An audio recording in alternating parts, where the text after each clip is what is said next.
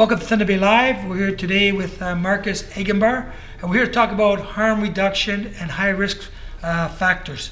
Marcus, first of all, welcome to Thunder Bay Live. Thank you. I'd like to start off right off the bat, letting the people there know what your group or organization does for the people of Thunder Bay. All right, so BaySafe Harm Reduction is a nonprofit social enterprise that we just started up this summer. So basically what we do is we provide on-site harm reduction services at all sorts of like festivals, parties, bars, clubs, all sorts of events where people may or may not be using substances. But I mean, the array of our services really, it includes information about drugs, sexual health, sexually transmitted infections. We even have things like earplugs, condoms, gum, all sorts of things that people really need, kind of the essentials that a lot of people tend to forget when they're going out to a place like a bar.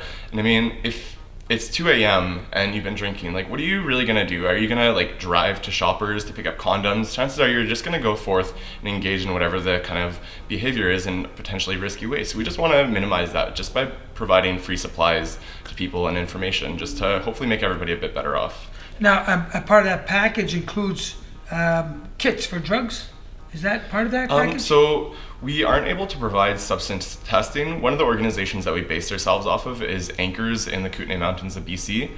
We do provide information on substance testing, more or less just like how it's done, what it does, the limitations of that. Although like you can buy testing kits online from Test Kit Plus or DanceSafe, but we're more or less just here to help you know what your options are. Okay, and you started this company or this organization with no funding. You have no funding. That's right. No city, no district health, nobody's involved. Yeah, well, we did just start up this summer, so I mean, it is very short into operations, although we've done multiple events. We've had over 1,600 attendees at our events so far this year, mostly over the past few months. So we started this off just in an entrepreneurship course that I took. So I wrote up a business plan from it. We went to the Startup Weekend Thunder Bay in January.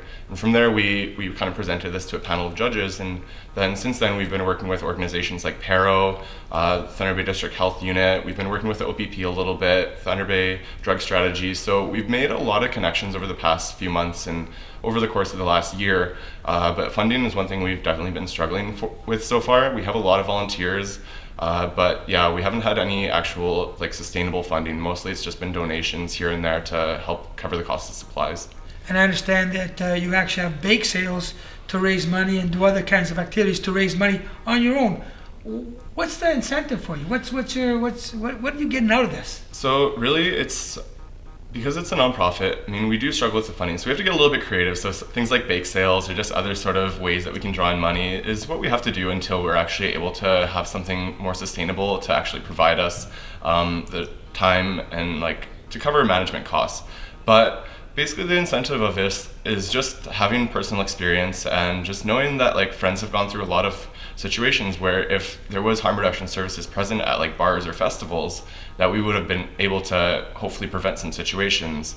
I mean, even just from personal experience, when we were at a festival in BC, myself and Ashley, the other co-founder, we had an experience where somebody really needed help, and we just happened to be those bystanders who gave them a hand. And I mean, we could have potentially saved their life. I mean, I don't know how serious the issue really was, but they were overdosed, and nonetheless, we ended up taking them to security. First they took care of them, and then we actually met them again this summer at a festival, and they were saying how thankful they were that we helped them out.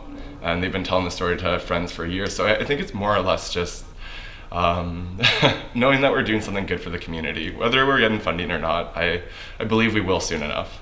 That's awesome, Marcus. Now, Marcus, how can someone out there help this organization or help you continue this kind of work? How could they do that?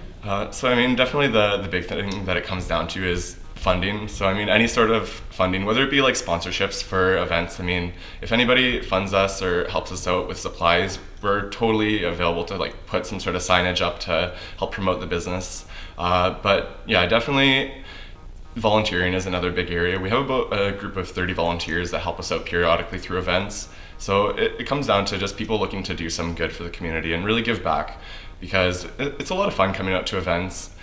we're kind of like the I guess the adult babysitters in some situations where it's like a festival where we run some care spaces. So in some situations like that, if somebody needs help, we'll just watch over them while their friends might be out partying, so they're not left alone. So we just want to make sure that everybody's safe in the environment. In some sense, we're almost like a vibe patrol. We want to make sure that there's like good vibes all around. We want to make sure that everybody's okay.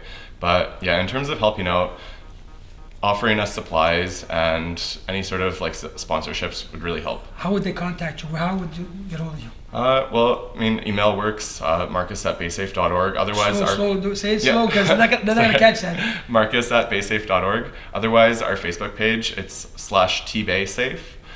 We have like all of our information on Facebook. Also our website, which is baysafe.org. You can kind of find everything on there. They're all kind of linked together. The website, it's in process of being updated a little bit, but yeah, we have a lot of our info on there. And we also have a donation page linked up. I believe if you look through Facebook, you'd find that too. Marcus, I think you're doing a fantastic service with the City of Thunder Bay, and you're doing it without no funding, which is amazing, because usually, organizations are funded. I hope somebody out there is watching and will help you. Marcus, keep up the good work. Thanks. Appreciate it, and thanks for being here on Thunder Bay Live, where we deal with the issues that affect Thunder Bay. Take care and have a great day. Bye. Thank you.